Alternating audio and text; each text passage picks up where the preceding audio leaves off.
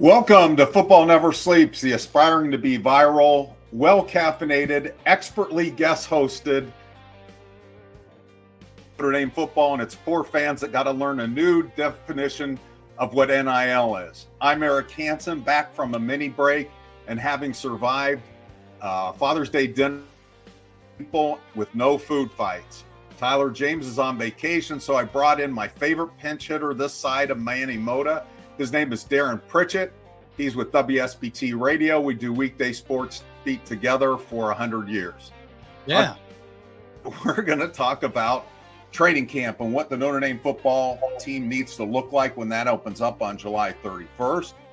We also have recruiting to talk about. Your questions, comments, and quips. So start loading up the question portal. This is undeniably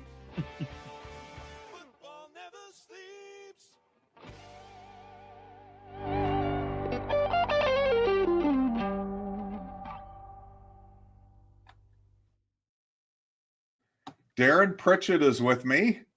And before we introduce him too far, I need to take care of just a little bit of business, because whenever I'm a bad promoter, you're supposed to like us. You're supposed to subscribe.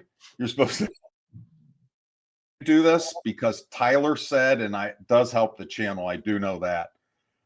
So if you could do those things on the show, but I know we need to do that. And we also need to introduce Darin. Darin and I go back on a regular basis to, I think 2012 was when we started a sports beat together. I was kind of a pinch hitter before that for a couple of years. And then we also do the game day sports beat show together before every Notre Dame football game. Tyler Horka from blueandgold.com has joined us in that. And I think he's been on for the last 3 years, right, Darin? Yes. I took a break during the pandemic and realigned with Darin in 2023. So here we are. Darin, are we going to have your dog Wrigley make an appearance on the show tonight? You know, she was just walking in here a moment ago, but I think mom has some food. So she said, I'm out of here. So maybe we'll have a dachshund sighting later. Okay.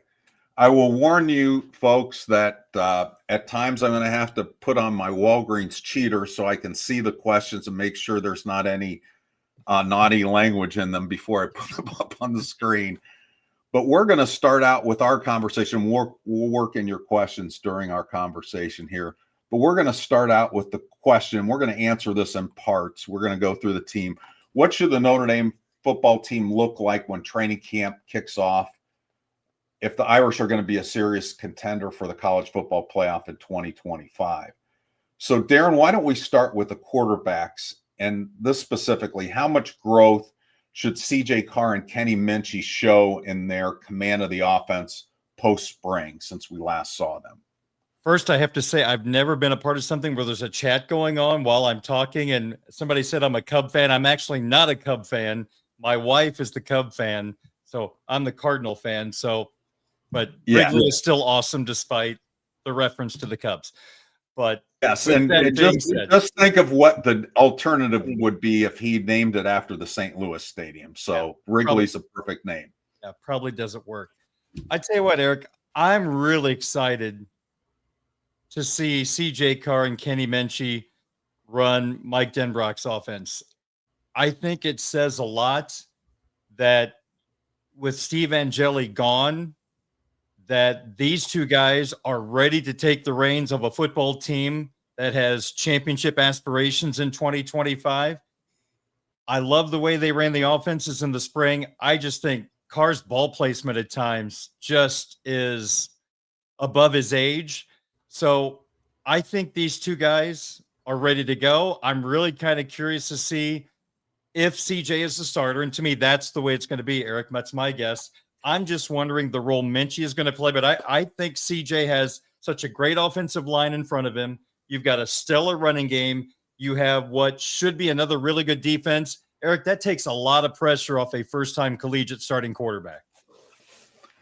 Yeah, my thoughts on that is they do have the built-in advantage of, and then they each only played like 4 snaps in games last year. They've practiced it. They know what Mike Denbrock is looking for.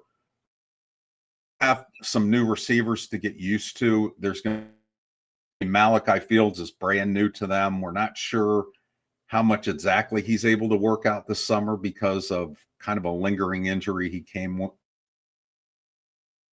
And Will Pauling didn't do everything in the spring. He did enough, I think, to get some timing with them. But there's some new faces. They at least got a chance to get Elijah Burris and so forth. And I think, it's going to be continual. I remember, Darin, in 2015 when Deshaun Kaiser took over from Malik Zaire early in the season, and Mike explained to us, he was on the show, I believe, the year after, but he talked about what 2015 was like. And they just give them a little bit more every week. When they see that they can handle that, they just kind of push it a little bit further. But I think, so as we get into the competition then in August, and certainly the coaches are going to get some feedback from the players of what went on this summer, even though they can't be around much of it.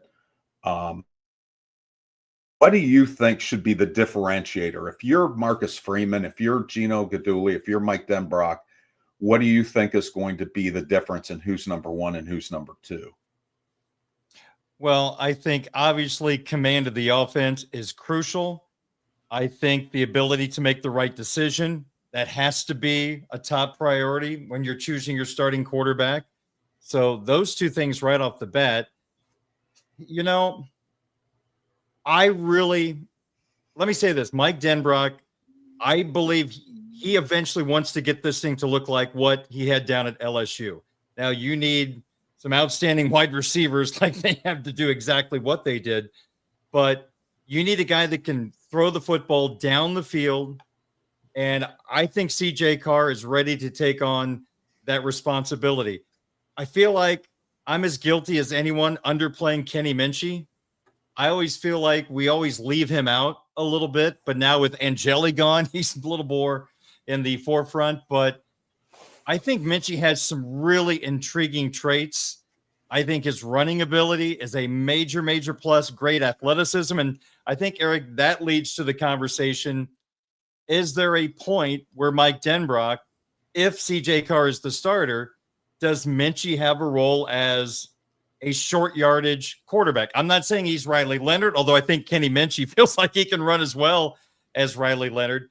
So, Eric, I'm just wondering, if Carr is the starter, is it in the best interest of the football team for Kenny Minchey to have a short yardage role, a red zone role, but not just having one quarterback on the field, but at times taking off Carr and putting Minchey on, if that's the way the depth chart looks? You have to explore that. And I think Marcus Freeman doesn't want to acknowledge that possibility.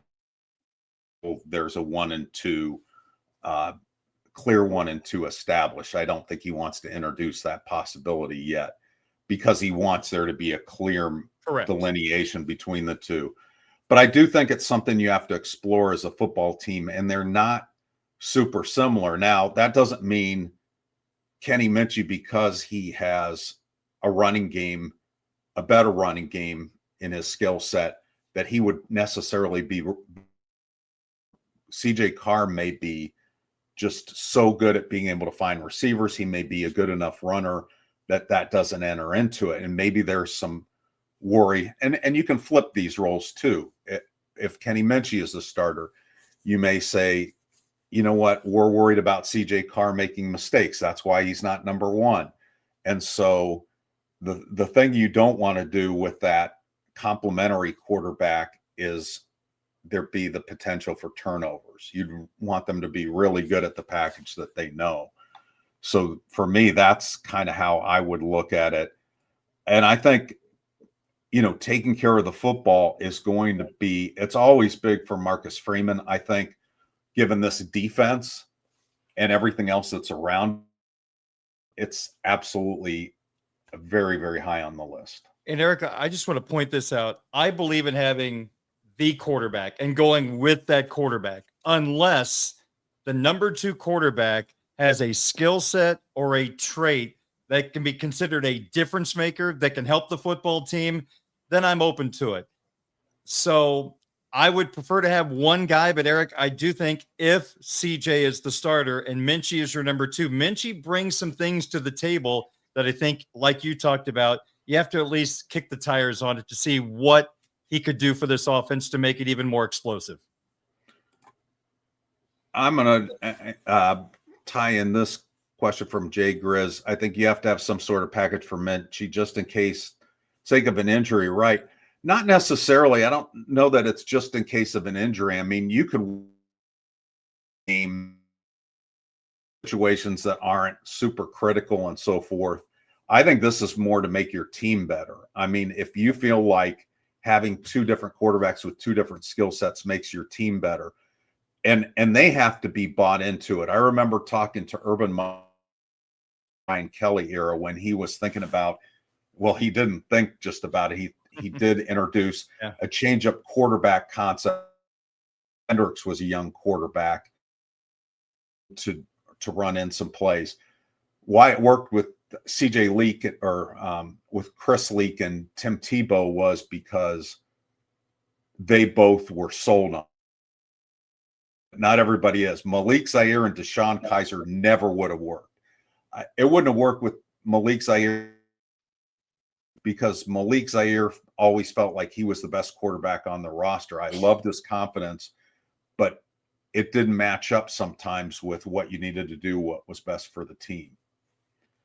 So, okay.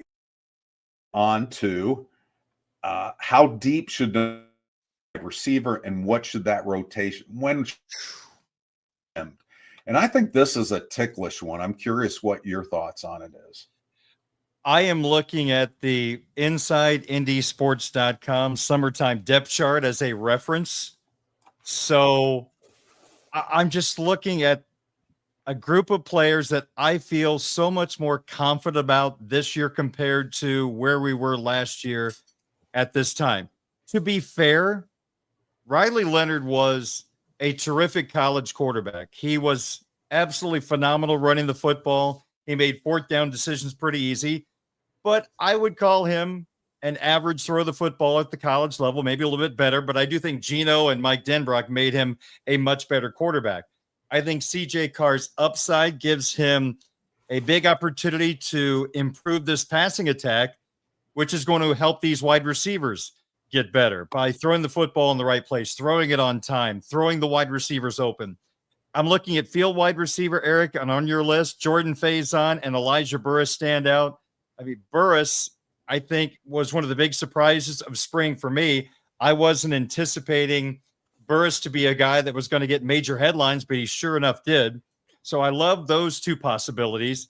You look at the slot receiver. I mean, Eric, you've got some unbelievable opportunities with Jaden Greathouse, who exploded in the playoffs, in particular the last 2 games. 2 years ago, Will Pauling made a lot of huge, big 3rd down catches for Wisconsin. So he has proven what he could do at the highest level of college football. And a guy that's just kind of under the radar right now, waiting for his turn. I know you loved him coming out of high school once he flipped from Oregon State to Notre Dame, is Logan Saldate. I'm not sure if I should put him above the line or not, but I mentioned him at this time. And then the boundary, everybody loves Malachi Fields right now, the transfer from Virginia. Micah Gilbert's intriguing. So I got to say, Eric, Faison, Burris, Greathouse, Pauling, Fields, and Gilbert, to me, those 6 are for sure above the line. And then you have some other candidates that are going to try to push their way into that rotation. But I think that's a really good place to start with those 6. I think so too. I think a couple wild cards could be KK Smith. This is kind of a make it or break it camp for him. I think he could still, I hate to say that, but I do think there are going to be people that jump over him for good if he does not start to emerge, because he's always had those bursts where you go, oh, there may be something really here. I mean, Mike Denbrock even compared some of his skills to Will Fuller, and yet we don't see that on a consistent basis. I think the other guy is Cam Williams. Yeah. He hasn't shown it yet, but the physical tools are there, and he's got the right attitude. He is very patient, and he has worked very hard. And he's going to be one of the most intriguing guys to me when he comes out for fall camp. And then if he has made a lot of improvement, then where does he fit? Does he fit on the field side? Does he fit on the boundary side? He's not a slot, but I think either one of those. As far as when you make that cut, I think that's where it's interesting, Darin, because I can remember, and you probably can too, there were times where Brian Kelly had that competition going all the way until right at about the start of the season. And then the timing and the chemistry with the quarterback and the receivers wasn't as good as you would have liked. And you really had to a little bit sooner. So what's your sense? Maybe second week of camp, get it down to those guys and know who you have? I'm with you on that, Eric. And I was actually going to throw this question to you. The fact that you have a first-time starting quarterback in fall camp, doesn't that make it more of a prerogative to get things set quick as you can in fall camp? I think so, because even though the continue to get a lots of reps, I think it's really important that the number one gets and so forth. And again, they've been working over the summer with that, and yet it's different when you're out there with pads on, when you're going 11 and 11 instead of 7 on 7. It's just a different game. Again, that's one of the reasons we didn't see Cam Williams last year was star. He didn't develop in the 11 on 11 game as well, but he certainly has the potential. We're going to go then to next on the list is offensive line. This is interesting because I think there's the coach found their starting 5. So should training camp be about fostering chemistry and starters and building reliable depth behind them? Or should there be open challenges that the 2s could challenge the 1s, maybe overtake them? Should you maybe look at Charles Jagaza at left tackle and Anthony Knapp at right guard? Should you maybe flip the guards and try some different combinations? What's your thought on what to do with the offensive line? Boy, I wish I had the ability to phone a friend and call Harry Heastand for this one, because he could give a much better answer than I can, Eric. But in my opinion, spring is about tinkering. Fall is about finding your best players. And to me, offensive line chemistry is always very high on the list. I think you try as best as you can to figure out which 5 in the certain order gives you the best chance to have success, and you go with it. Now, last year, you get thrown a curveball with the Jagasaw injury. And did anybody see Anthony Knapp coming? I don't know. Too many people did. But that's when you have to make changes. I mean, Eric, I just look at the talent of this offensive line, and what a unique situation. Charles Jagasaw feels like a player. Once he gets on the field for an extended period of time, which we have not seen yet, you get the feeling he could be an All-American left tackle or an All-American right guard. And what a unique situation that is for Joe Rudolph. So I think they have to decide as quick as possible, and maybe they've done that already, which 5 gives them the best chance to succeed and putting them in their slots. I've just never been a big fan of tinkering with offensive line unless you just see we've got to try to do something. I will say this, Eric, if somebody needs a maintenance day or you give a veteran a day off, then you put somebody in there and you possibly try some different combinations. But it's been all about chemistry for offensive line for me through the year. So I love fall camp being about chemistry building. Yeah, I don't know if you saw or heard Bob Morton's top 10 offensive linemen, not the 5 starters necessarily, but the top 10 is the best offensive line, because that's him watching Notre Dame growing up some, and then also being on the team in the early 2000s. And then he's been following the team ever since. So that's quite a statement. But I do think, to having talked with Joe Rudolph, who I was taking a walk around Notre Dame Stadium a couple nights ago and ran into him. But he really wants to get those number twos ready to go so that if there is an injury like there were last, that you can plug somebody in and it be pretty seamless, which it was with Pat Coogan largely and with Rocco Spindler and even with Charles Jagaza in the playoff. First Rocco Spindler, then putting him at left tackle when Anthony Knapp went down. So as far as tight ends, we have, it looks like Eli Reardon as the far and away number one tight end. And then there's a lot of options beyond that. Kevin Bauman's a great story and is here now on campus as a June enrollee, having just won the Wisconsin State Championship in the shot put and the discus. Cooper Flanagan is going to be a late addition, if at all, with his injury last year during the playoff. There's some other options too with Larson and so forth. What's your sense of how many tight ends are going to get a lot of use? Do you have a sense? Do you have to feel more? Yeah. You have to see more at camp? As we sit here on June the 16th, I think the two things on my checklist, what is the tight end position going to look like as the season goes on? And how much significant game-changing production will the Irish get out of the interior defensive line? That's my two big question marks as we sit here right now. I think Reardon is a guy that's going to be able to take care of the pass-catching duties that you're going to need. I think Notre Dame has been so great for so long, kind of becoming that tight end U. With the development of the wide receivers, Eric, and more depth at wide receiver, you wonder how much that's going to affect tight end production going forward. Now, you take Reardon out of the equation for a second. He's the number one guy. To me, it almost feels like depending on what you need, you could go with a different guy as your number two. First off, it's just great to see Kevin Bauman on the football team, healthy, wanting to contribute to this football team. James Flanagan, if I'm not mistaken, Eric, he's got a little hockey background too, so that gives him a little extra bonus from my standpoint. But I'd love to get Cooper Flanagan back because I think that would be a big boost for this offense. I think he can be your number two. I'm wondering, Eric, as you look at the tight end position, how does Ty Washington from Arkansas fit into this? You know, I'm still not sure that Marcus Freeman knows.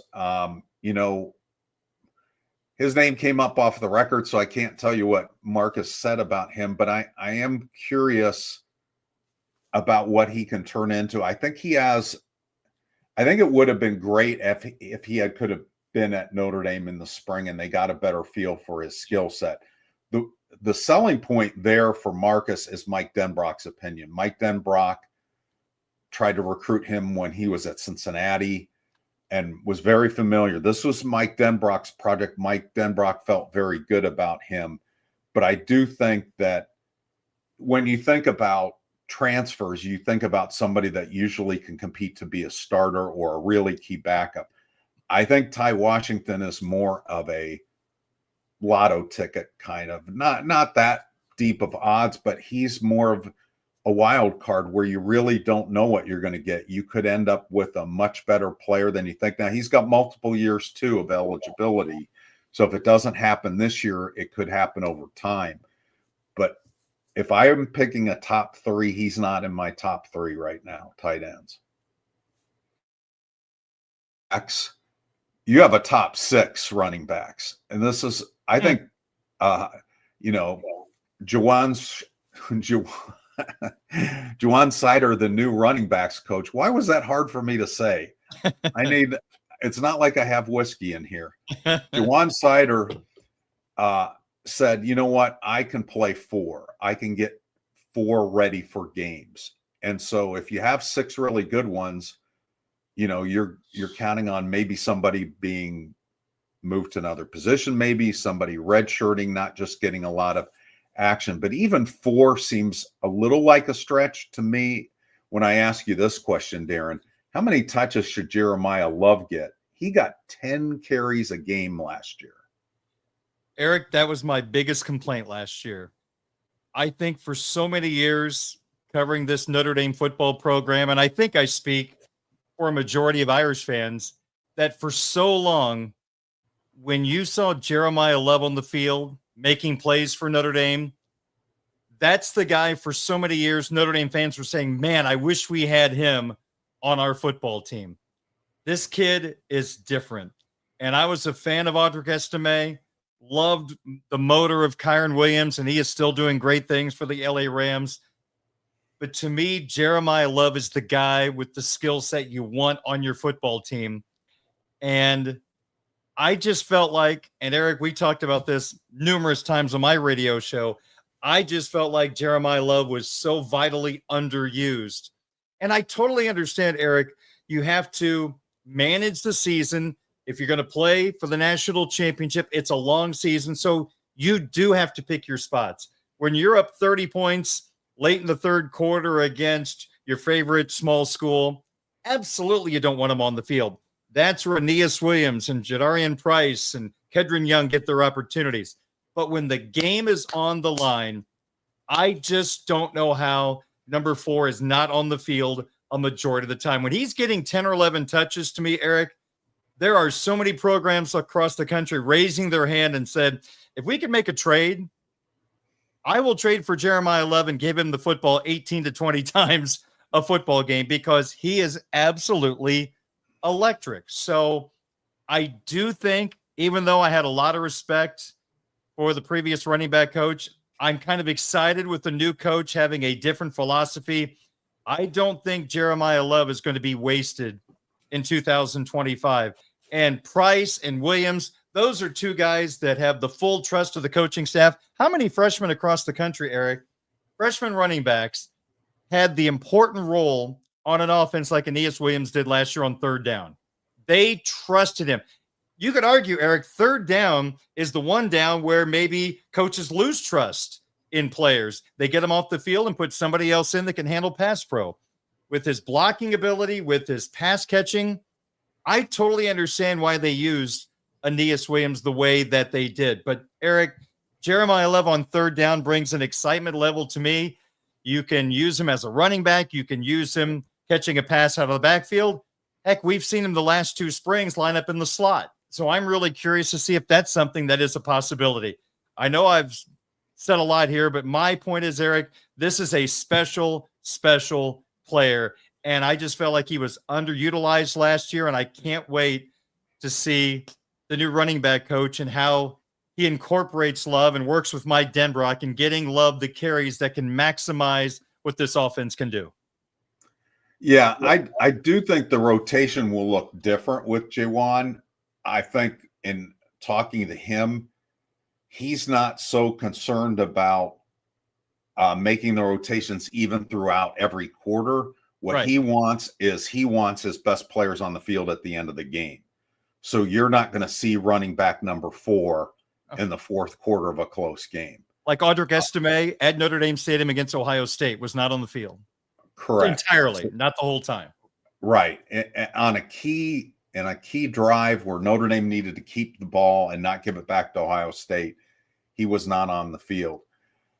Which brings me to Kedron Young, because he's a player I really Audric Estime build. He's got Audric Estime speed.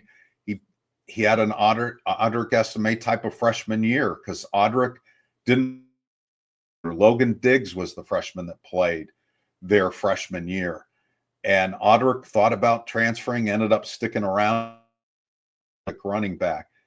But I wonder, Kedron has a different body type. He's a much bigger back than those others, and he has the speed to go with that. But can you really get him on the field very much if you're going to say, and Love, these are the guys I trust, unless it's not a close game? Can I ask you a follow-up question? And I think this might help some Irish fans with a little inside baseball. And I'm pretty sure you've got a good handle on this, but when you're on game day and you're going through an offensive drive, what is the balance of who decides which running back is on the field. You have Mike Denbrock calling the plays, but you also have the running back coach that is working with the running backs. Is there a lot put on the shoulders of the running back coach to decide which running back is on the field? And then at some point, Denbrock can say, hey, I like to have this player in for this particular play. How does that particular dynamic work? With Dylan McCullough, Dylan was the one who was making those decisions primarily. Now, Denbrock could suggest after the fact and maybe in meetings leading up, but Dylan McCullough really ruled that. I would think maybe there's a little bit more collaboration with Jay. I'm not sure, but it usually is the position coach that does that because the calling the plays, and so there's not as much time to say, hey, get so-and-so in. He knows who's in the game and he can make his play call based on that personnel. Ideally, you would like to feel like with Love, Price, and Williams, that all of them could execute all of the plays. Now it's good with Jeremiah, but you could throw the ball to all of them. You could run inside, you could run outside with them. There's a lot of different things they can do. And I would say they're at least all adequate pass blockers. There wasn't, and maybe earlier in his career, that's what held him back a little bit, but I don't think that's an issue now. Well, I hope they don't limit the carries of Ashton Genty out there with the Raiders, because they might be going to another running back coach really quick if Genty is getting taken off the field in Las Vegas this year. Scott Fagan said ND's run game should really open up the pass, and it should help a couple of weeks in the saddle. I agree. I think it'll help. There also would naturally be more touches for. I don't think that, especially if CJ Carr is the quarterback, that you're going to have anywhere near the carries that Riley Leonard had last year. So that's got to go to somebody else, and that'll go to some running backs. So I think there will be some more touches. Who's right now, Darin? Who are you giving the ball to on 4th and 1? Generic defense. We're not going to stack who the defense is, but Riley Leonard was prolific on 4th and 1. Who do you think is going to be the number one option in that situation? Eric, you cut out just for a second. I want to make sure, were you talking about a running back or anybody? Anybody on 4th and 1. Well, I think that goes back to our previous conversation. Is Minchey someone that is an option in that spot? So I'll put him on the list. I think Young is an interesting choice, but again, I'm going to take my chances with Jeremiah Love in any situation. So I'm going to give you a longer list of Minchey, Love, and Young. To me, would be the leading candidates. And I guess if you go further down the list, which I don't want to, but I think we know from the past, Jabron Payne is someone that can handle some duties like that. But I really love the fact that, go ahead. No, I'm just going to say Love and Young. I don't think you have to go much further down the list at running back. Okay. We're going to take a few more questions here, and then we'll get into the defense. And some of these will be related to. Here we go. Jeff Stevens, what is the confidence in Jordan Botelho getting back in mid-October? Does this give Burgess a chance at the 2 deep early in the season? So we're going to talk about the rotation a little bit. The confidence that he's going to be back. I mean, that was what was a 4-month recovery. So we're halfway through June right now. This would have happened at the beginning of June, so somewhere early to mid-October. It felt like with Charles Jagaza, it was more like a 5-month recovery. I can't remember Jarrett Patterson's, but it seemed like it was kind of in that ballpark. So back, I would say you're probably going to see him after the USC game, maybe before the USC game, but they want to make sure that's fully healed before they put him on the field. Burgess is really interesting to me, and I'll let Darin jump in here when I get done here, because physically he's college ready. I mean, he gets off the bus and you go, okay, that's one of their better players. He's not at this point. His future is going to be as an inside player. He's not going to be defensive end his whole career. He's going to be an interior defensive lineman. When that happens is probably starts to be next year.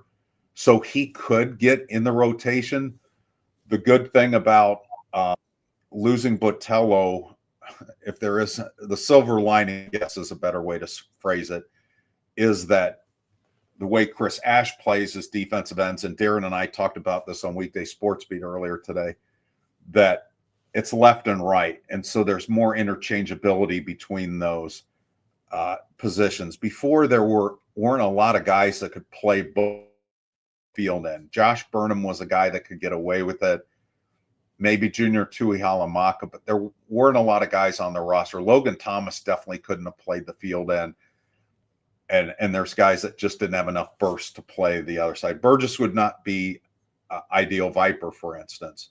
But I do think, I had him in the 3 deeps, and I do think he's a guy that this does increase his chances of maybe seeing the field if he can have a strong August. What say you, Darin Pritchett? Well, I tell you what, you think back maybe 10 years ago, if your number one defensive end got hurt, you're probably biting your fingernails. But look at the depth on this football team right now. Let's assume Boubacar Traore is back from that ACL. He's ready to go for the Miami game. There's no restrictions. I mean, he is full steam ahead. That's an exciting player to have on the football field, eating up a lot of those snaps with Botelho on the sideline. You mentioned Tuihalamaka.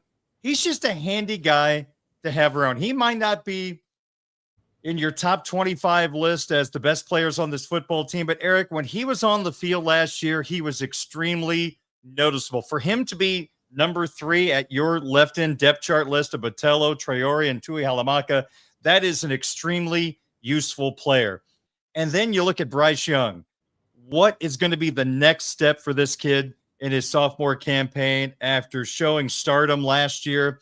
Josh Burnham, an extremely effective plus player, a championship player. So without even getting deeper into the depth chart with the younger guys, Eric, you can run out 5 defensive end right now that you feel like you have a really, really good chance to get highly productive play out of. So as excited as I am about the defensive end, I'm a little more nervous or wait and see about the depth of the interior defensive line. But Bryce Young and Boubacar Traore on the field, I think that should give Irish fans reason for a lot of hope that the pass rush is going to be better in 2025 compared to what was a pretty decent pass rush in 2024. Okay, we have a question.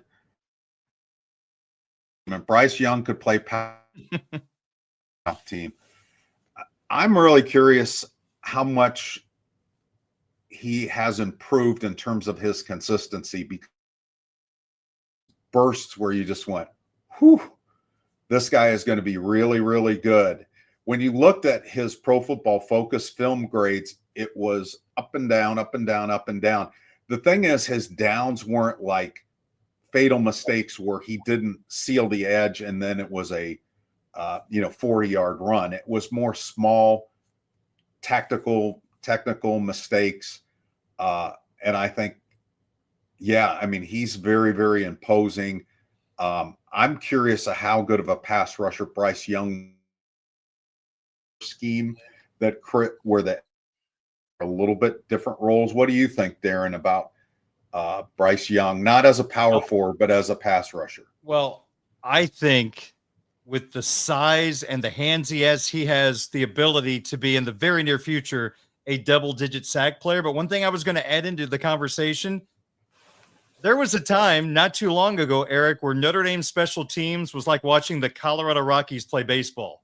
It was boring. Nothing ever happened. Bare catches. Nothing really significant happened on kickoff returns. There were not significant punt returns. It was just, they just kind of held serve. I think that's the way we used to say it for a time late in Brian Kelly's tenure. If they just held serve on special teams, it was a win. But now all of a sudden, special teams is a big priority for Marcus Freeman. They are game changers. And who changed the game more than Bryce Young? I mean, what was it? 3 block kicks last year during his freshman campaign. So not only can he bring excitement to the defensive end spot, I mean, look what he has done on special teams. And as we know, in big, big games, special teams can really flip the momentum in a ball game and make the difference in a win and a loss. So Bryce can do it in a lot of different ways. Mike DeVoy has a question that we'll backtrack a little bit to offense. With Riley Leonard and Mitch Evans graduating, who becomes our power quarterback sneak guy? Maybe Charles Jackson. Play with anybody. I mean, the thing about it is CJ Carr and Kenny Minchey aren't small guys. CJ Carr is a lot more muscular than he was as a freshman. He's 6'2". I believe Kenny Minchey is also 6'2". He's got some good muscle to him. I mean, it's not like Riley Leonard, but I do think those guys should be able to handle it. Sam Hartman was and so I could see why that wasn't performance, why that didn't work out well, and why you did need to do the Mitchapalooza sometimes during the Sam Hartman era. Because, I mean, there were a couple of fourth downs, I think, in the Ohio State game at Notre Dame Stadium where they went with Sam Hartman on 4th and 1 and weren't able to do it. So, again, Mike, it may be you may be handing the ball to a running back a little bit more on 4th down, but I do think those quarterbacks are good size. The guy that really is similar physically to Riley is Blake Hebert, the number 3 quarterback, the freshman. He physically has a lot of the same characteristics that Riley Leonard had. So what do you think, Darin? Do you think they need him up? Do you think they need a Palooza to do this? I think they're going to be fine. We mentioned the running back possibilities. Minchey's a possibility. You referenced Carr. He's listed, let's see, at 6'3", 210. So he's got a big body, but I just don't think you waste guys like Young and Jeremiah Love in those particular situations. I will say Riley Leonard was the greatest analytics coach you could possibly have last year, because it didn't take a rocket scientist to know when to go for it on 4th down, because Riley Leonard was the cheat code on 4th down.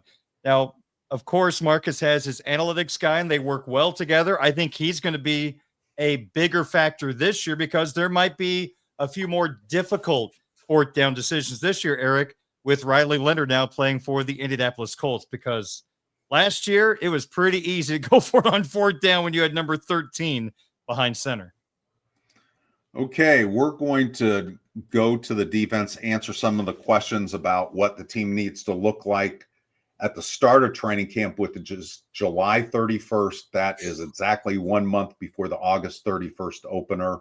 That is the first day of training camp, with the players reporting back on July 30th.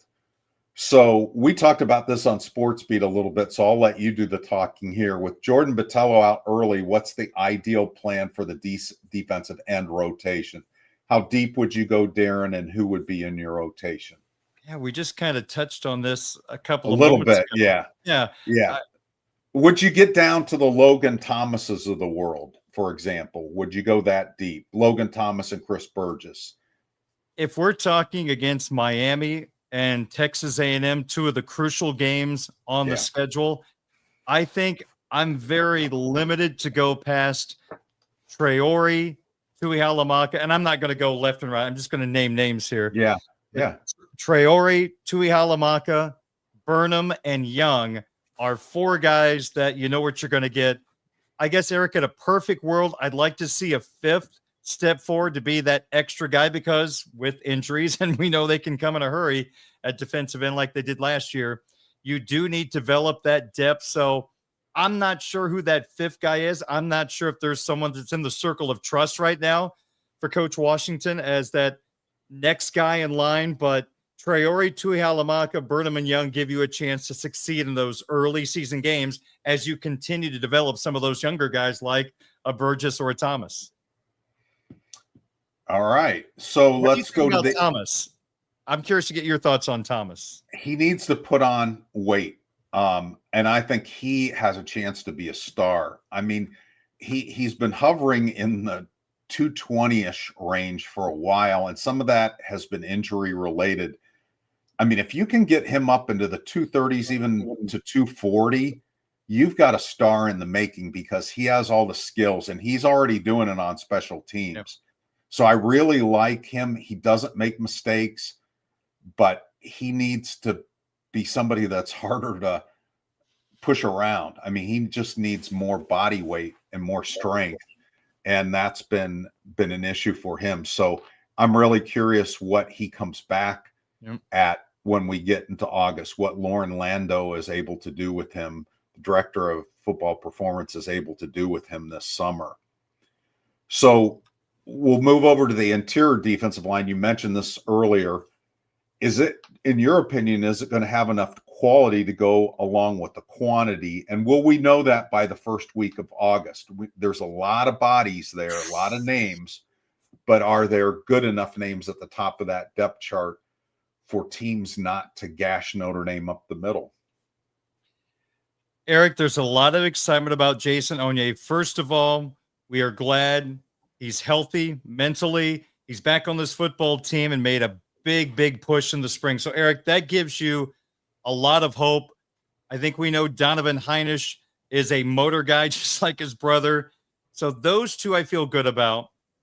Gabe Rubio, had to start in the playoffs when Mills went down, and you lost that pass rushing ability with Riley Mills on the sideline.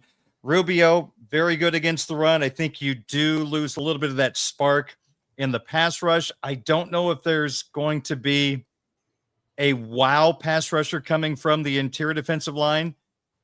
But, Eric, I think you're excited about Onye. We know what Heinisch is going to give you. I'm just curious about Jared Dawson from Louisville, because in limited amount of time, he put up some pretty good numbers. I mean, last year in 10 games, 7 tackles for loss, 4 sacks. He's got 9 sacks in his career. Is this a guy that can push for possibly a starting role?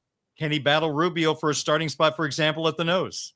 Yeah, I don't know that he will overtake Rubio, but I think he's going to play a lot. And one of the reasons I say that is, especially for these defensive linemen, sometimes spring football, they aren't as dominant as they eventually are going to be. We think of these guys in terms of being grad transfers and having played all this football, but they haven't been playing in this system.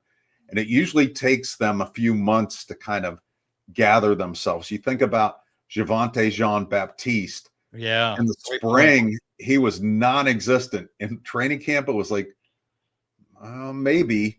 And then all of a sudden, maybe it was the Ohio State game. So we're pretty deep into September of his last year in college football, where he started to emerge. And then by the end of the year, he was one of the top 5 players on the team.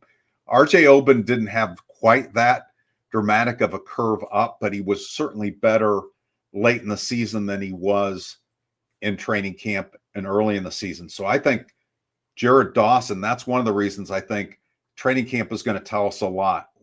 He's ready to make a move and solidify himself in that rotation. I think he could be a real wild card in there.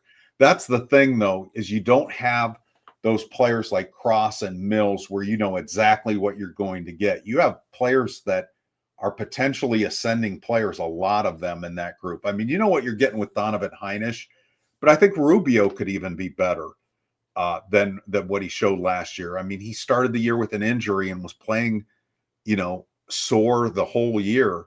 And I think with a full offseason, he might show us more. So I'm encouraged. I think that's really a position that's going to be interesting to watch during the preseason.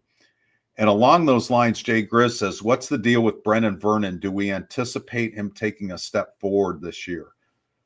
Well, it's been a mix of injuries and position changes and body type changes for Brennan Vernon.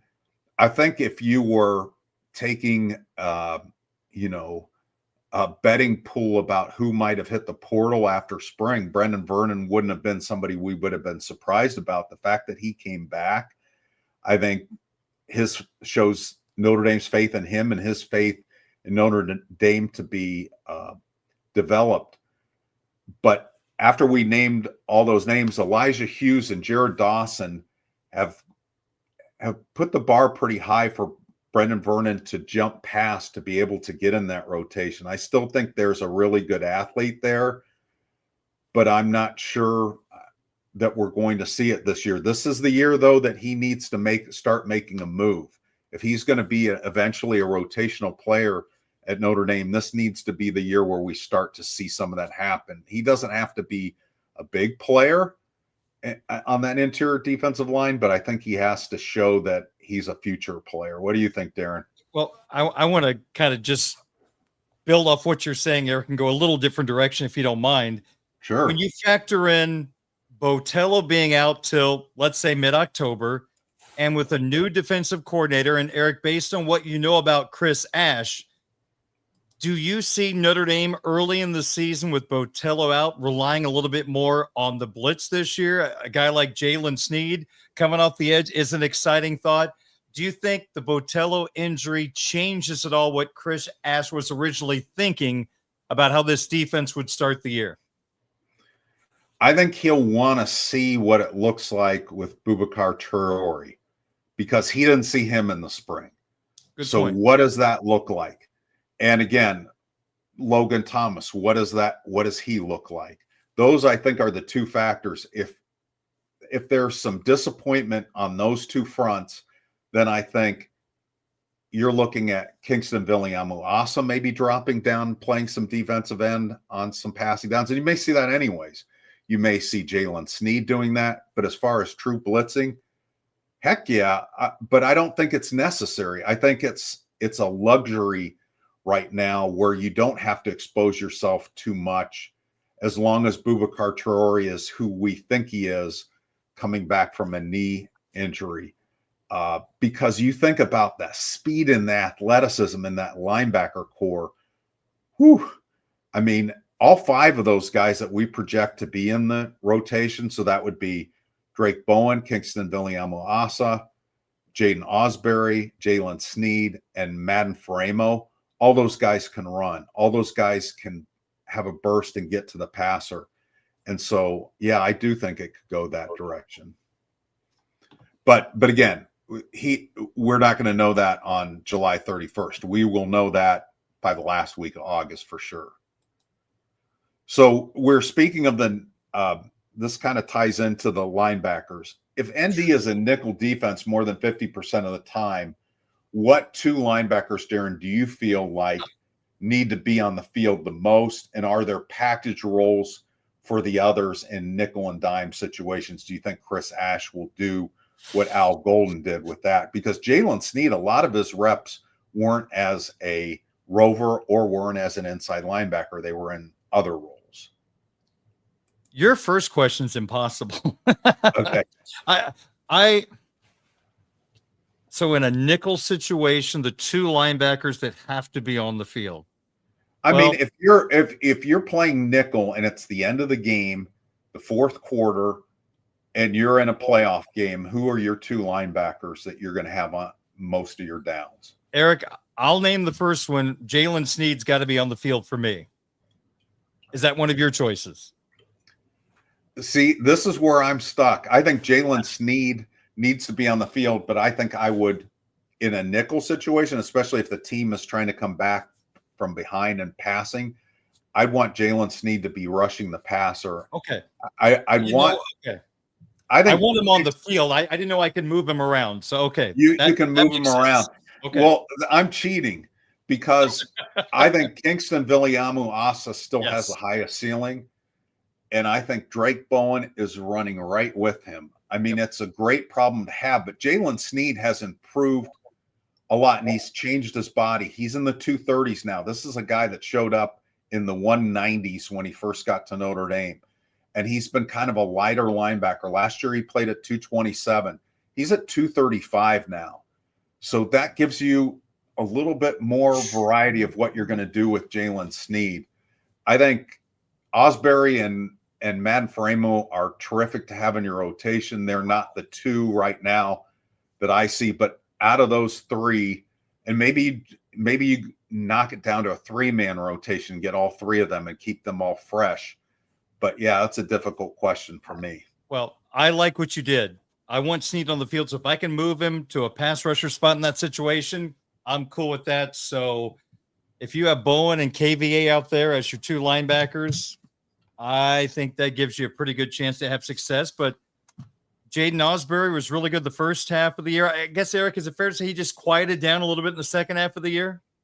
He did. He didn't have as consistent of a year, and I still have high hopes for him. Yep. But I think,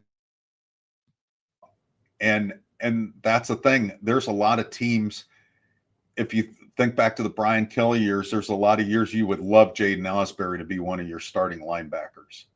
Eric, just think about all the linebackers we talked about, and then this team has loved to play multiple safeties in those type of situations. You have so many parts, and the thing is, they're championship parts. These aren't just parts. These are really, really good parts. So Chris Ash sitting down trying to figure out who goes where. There are just a lot of excellent choices for him coming up in the fall. Okay, let's move to safety. How urgent is it to figure out if Jalen Stroman is the safety starter opposite Adon Schuler, or does it matter? Do they have so many good safeties they can just rotate and it doesn't matter which of them is out there with Adon? I'm a chemistry guy. I'd like to have that settle as quickly as I can. First off, I hope Stroman is healthy and ready to go. You know, Talich is the 6'4" guy. Stroman's the 6'1" guy.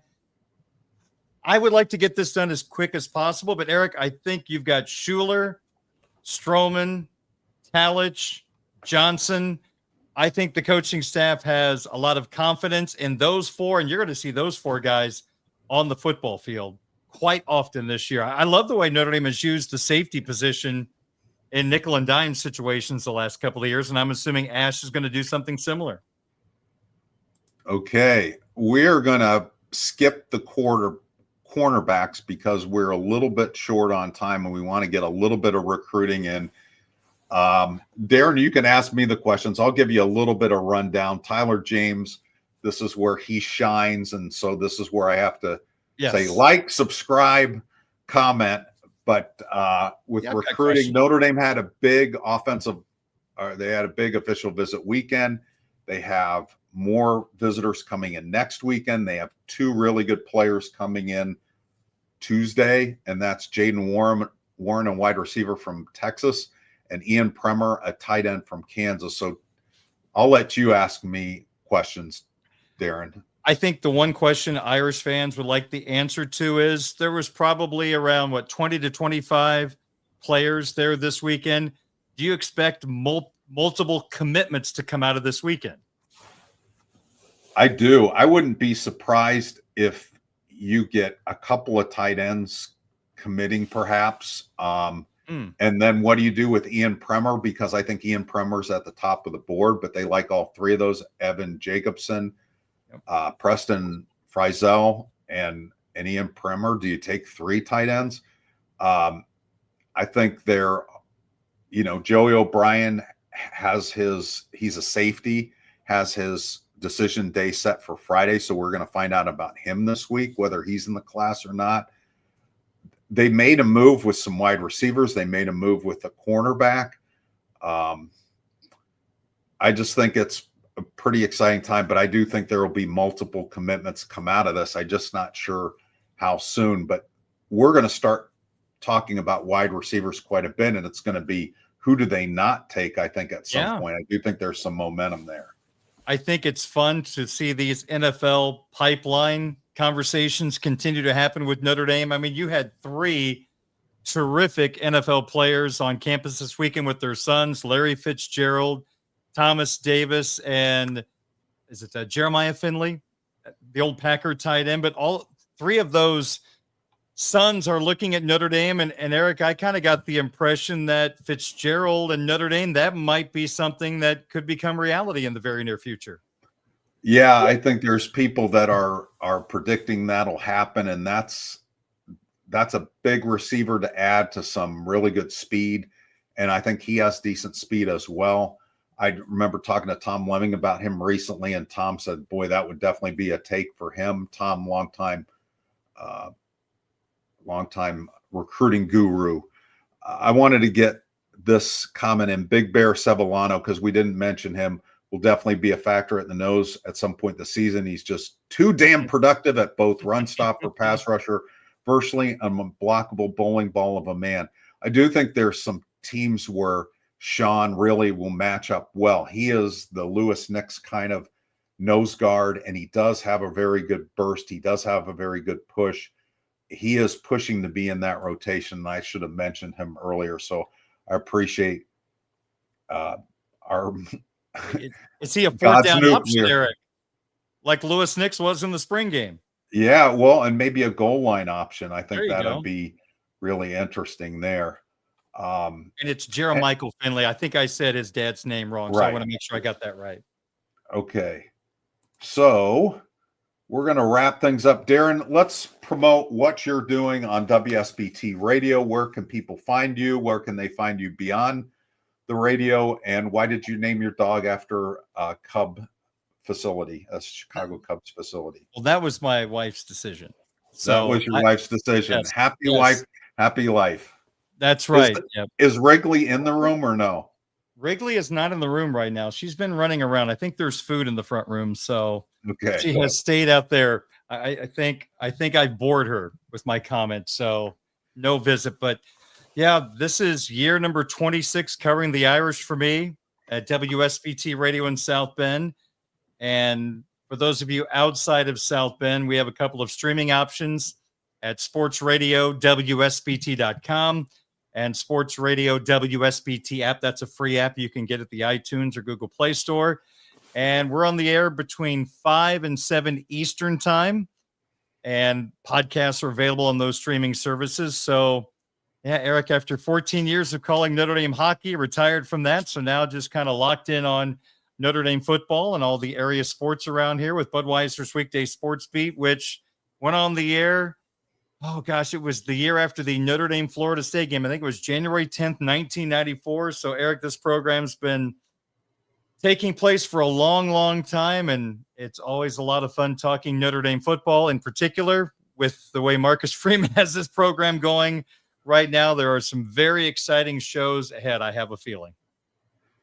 Well, Darin and I are usually together on Wednesdays and Thursdays. This week, Yes. Darin has some vacation, so we're together on Monday, but look for us next Wednesday and Thursday if you missed the show. Or again, like he said, you can go to the on-demand page. You can listen to any of these shows as podcasts. And again, we do usually it's a 2.5 hour pregame show. Sometimes it's only 2, but most of the time it's 2.5 hours.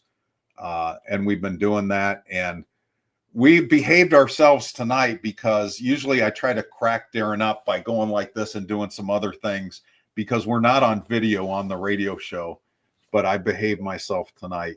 Could you do it again because you froze? People didn't get to see what there you go. The famous X symbol. There's a long story to that. So we've had a great time through the years, Eric. We've built a great friendship on and off the radio, and always great to talk to you.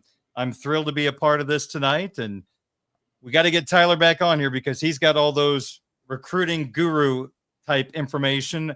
I just listen. I don't follow recruiting that closely. I just listen to you guys and what you have to say. And as the late great Tom Denny used to say, I don't care about those guys until they put the gold helmet on. So I'm one of those. Once you get the gold helmet on, I'm ready to roll. But man, the recruiting news has been quite impressive. Well, thanks to everybody for coming and joining us live tonight with your great questions, quips, and comments. I wish I could run all of the quips and so forth and had my trusty Walgreens readers.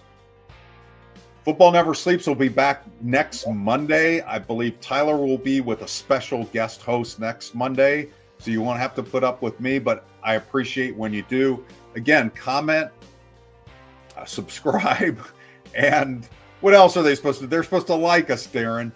So thank you very much, and we'll see you next week.